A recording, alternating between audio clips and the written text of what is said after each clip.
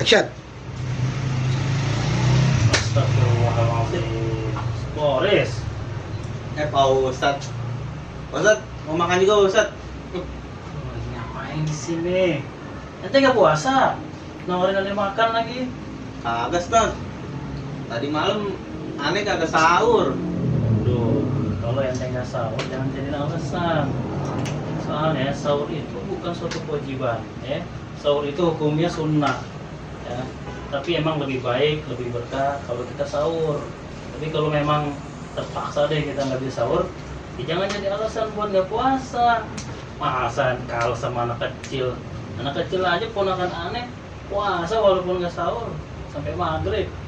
Ente bareng gede begini, Ya, nggak Ustadz. sahur aja, lagi nggak puasa. Aduh, Ya, Ustadz, maaf, Tat. minta maaf jangan sama aneh deh, minta maaf itu sama Allah, ya. Ngomong-ngomong, Ipin mana nih?